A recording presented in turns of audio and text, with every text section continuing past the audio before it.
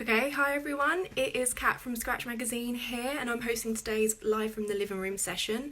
I'm shortly going to be joined by Maddie Regan, who is from 81 Rose Garden, which is a fabulous salon in Newcastle under Lyme.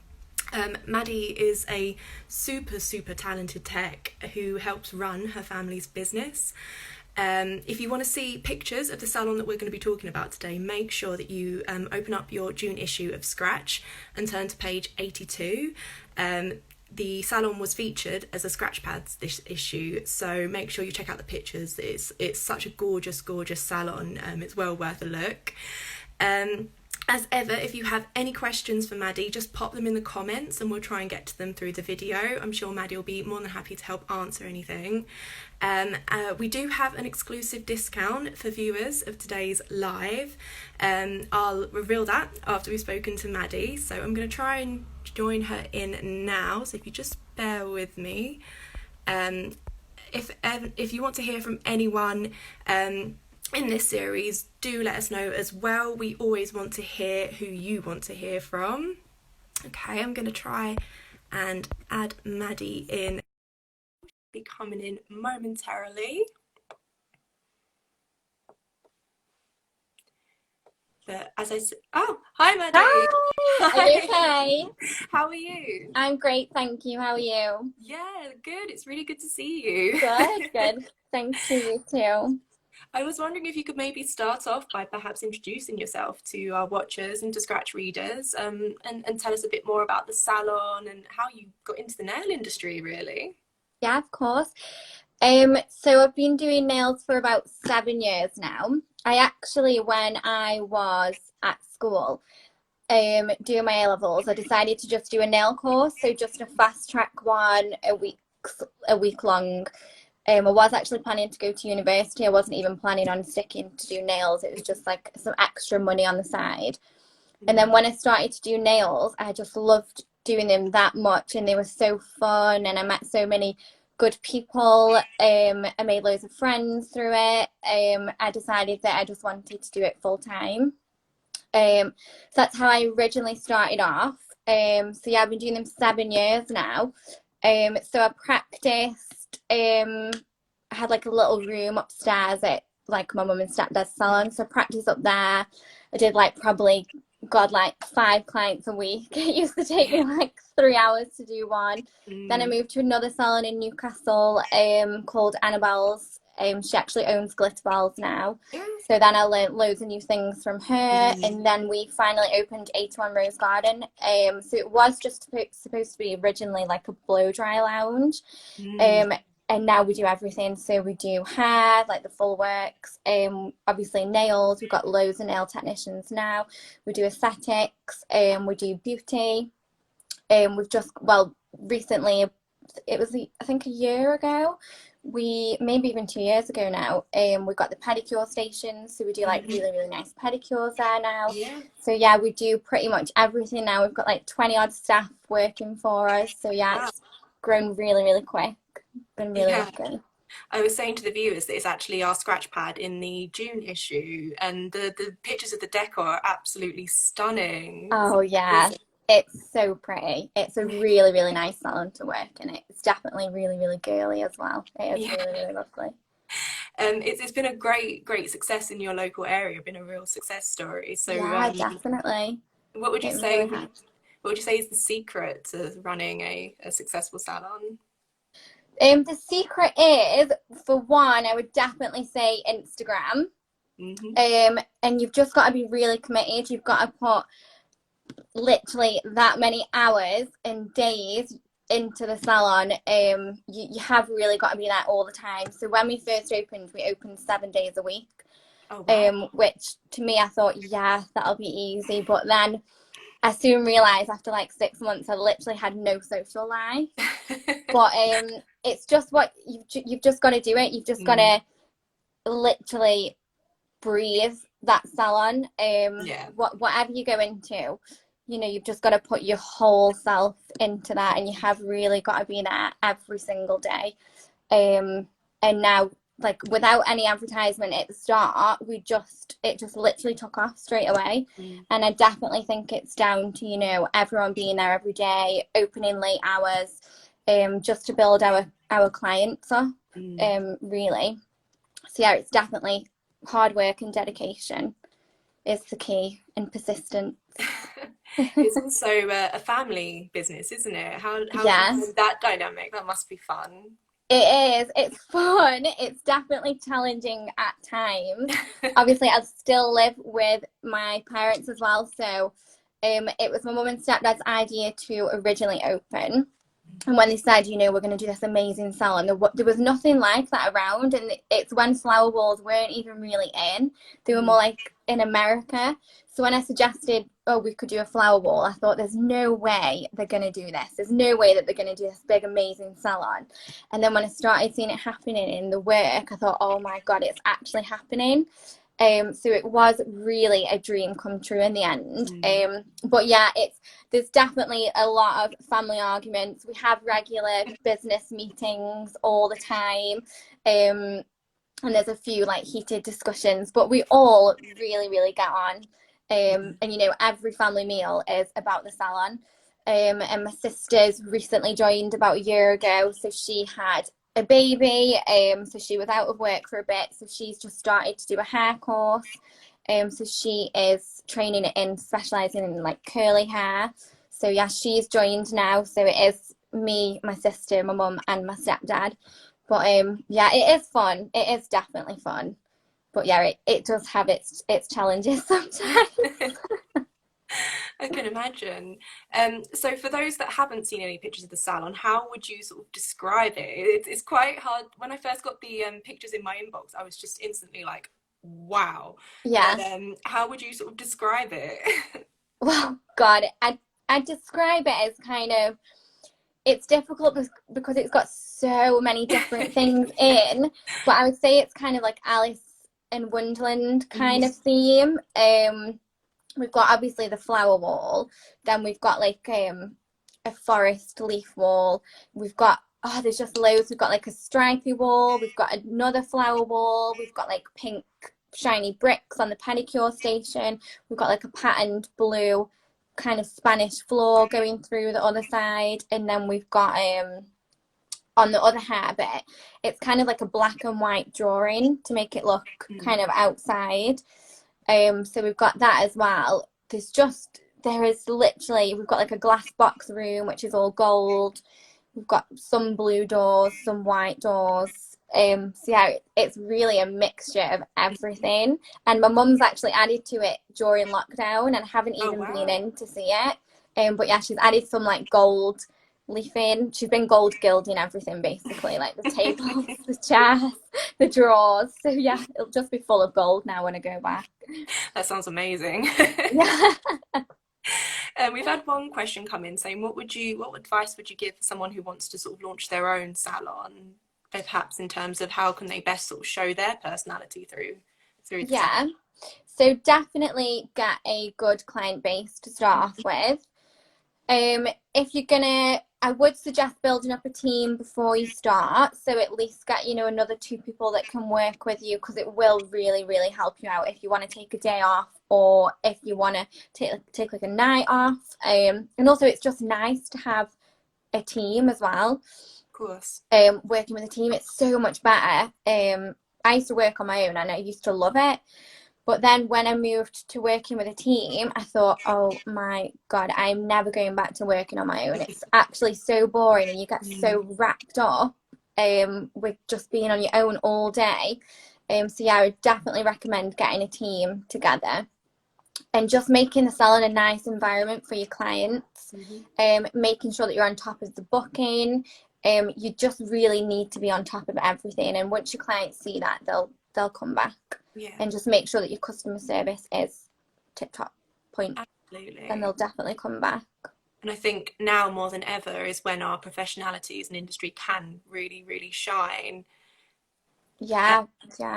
So with COVID-19, it has had a huge impact on the industry and will continue to change sort of daily operations. Opening the salon back up after lockdown, what have you guys been doing? How have you been preparing for that? So we've done obviously loads of research into this, and we've got Sam who works for us. She's the salon manager. She is just great. She like really researches into everything. So we've started off by the clients will obviously have to arrive on time, so they won't be able to come in early, and if they're late, we'll have to either like finish them off early, or hopefully, you know, you can always finish a client on time. But this just stops them from obviously waiting around in the salon, or if they do arrive early, we will just ask them to wait in the car, just to prevent, obviously, you know, a crowd in the salon, because we just can't risk it. There will be a receptionist at the door, and she will be taking, you know, everyone's temperature as soon as you come in, and then she will walk them through to where they will be seated. There will obviously be a one-way system in there, which hopefully everyone's pretty used to now, because there is everywhere. So yeah, they'll have to eventually go out the back door once their appointment's finished. They won't be able to come with people, so they'll have to either make a separate appointment, or, you know, if they normally come with like a boyfriend that waits for them, we'll just have to ask them to wait in the car. We've obviously told them all this previous, so they're not getting a shock when they come in. We won't be serving beverages, we won't be taking cash, we won't be having any magazines. We'll be having screens up between, you know, the nail technician and the client.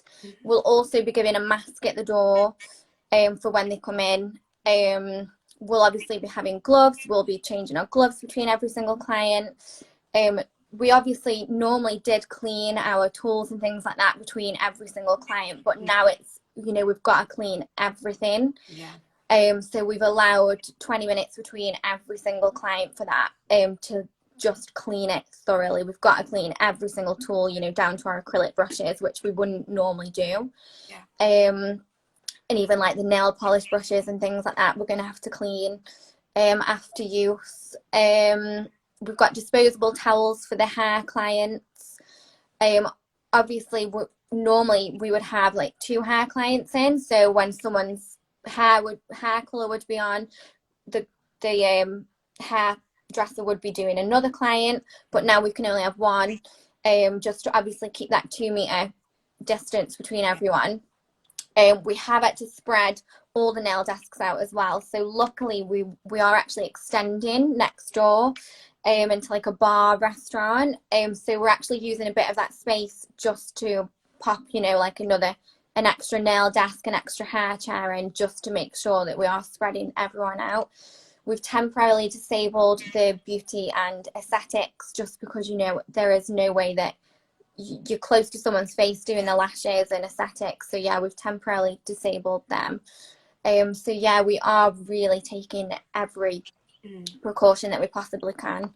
Yeah, it sounds like it. I know. It is crazy, and there's even more things that we're taking, but yeah, they are the main ones. Yeah. Just to make sure that everyone's safe, and obviously our staff are safe. That's it.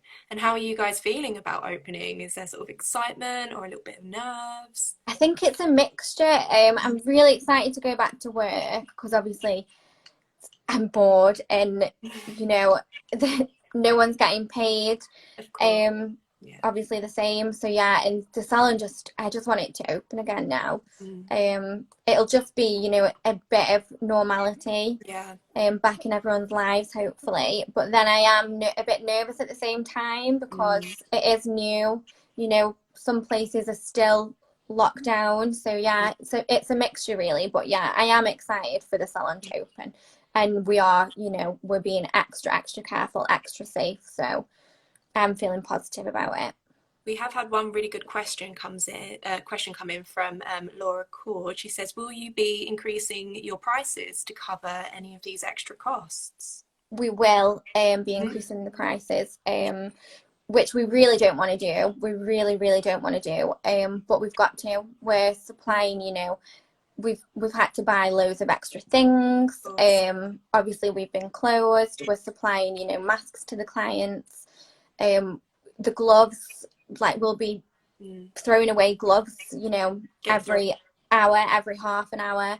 There are just loads of things that have added on extra costs, so we've got no choice really. But hopefully, you know, this is just temporary, so it won't be lasting for much longer, hopefully. But yeah, we have had to increase the prices by a bit. And you mentioned that you've mentioned this to clients. How have you kind of notified them of these changes?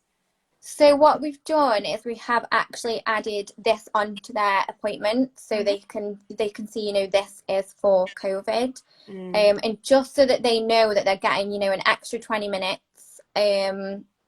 The technician is only seeing them. We've had to cut, you know, appointments down and things like this.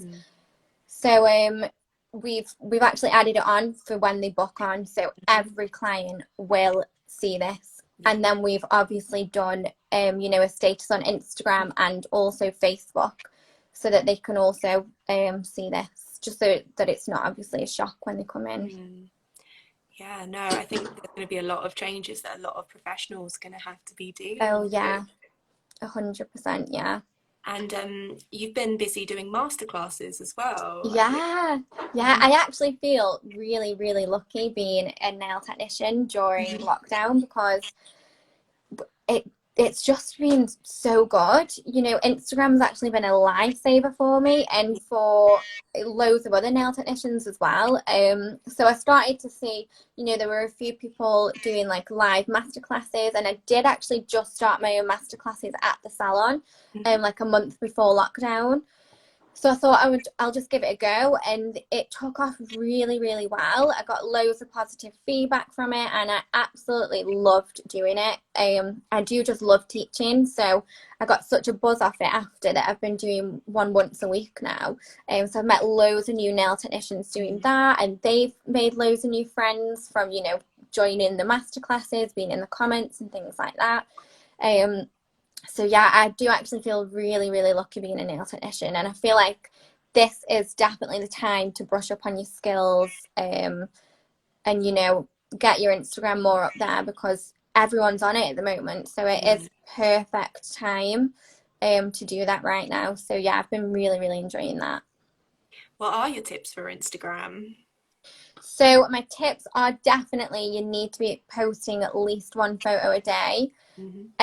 So I feel like the mistake some people make is they think, oh, I'll do, you know, a set of nails with some crazy nail art on them, and it may only get, you know, 50 likes, whereas a plainer set could get thousands of likes.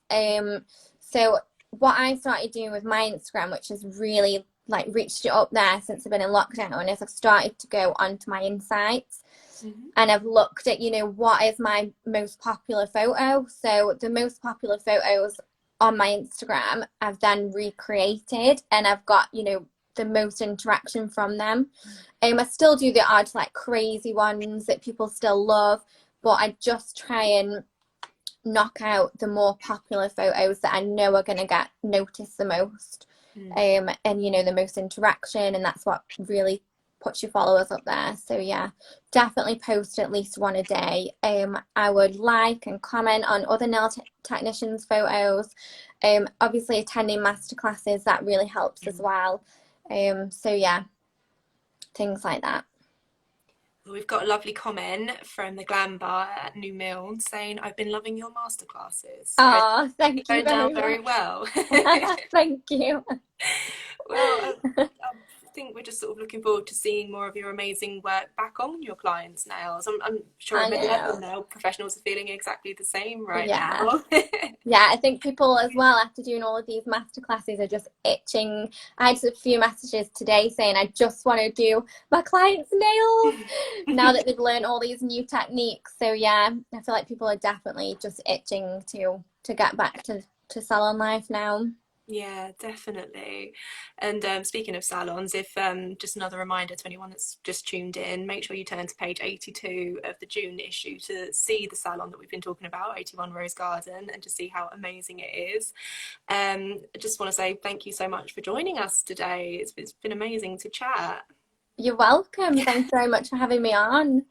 No worries. And as promised, we did have an exclusive code for viewers of today's live, and the code is Maddie25. And viewers can enter that via the coupon code box on Scratch's website, which is scratchmagazine.co.uk.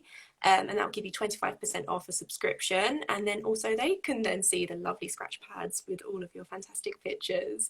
Fab. As ever, this video will be available to view on our YouTube and on Scratch's website later today if anyone has missed anything. And if we get any more questions for you, Maddie, I'm sure we'll be able to forward them on to you. And oh yeah, 100%. You can just give me a message and I'll get back to any questions that you've got. And your Instagram handle is? Madison Rose Nails. Brilliant. Oh, and just to clarify, the coupon code is MADDIE 25. Okay, I'll write that down now and then pop it on my Instagram as well. Brilliant. All right. Well, thank you so much for joining. You're welcome. Thank you for having me. Thanks. Thank you. Bye.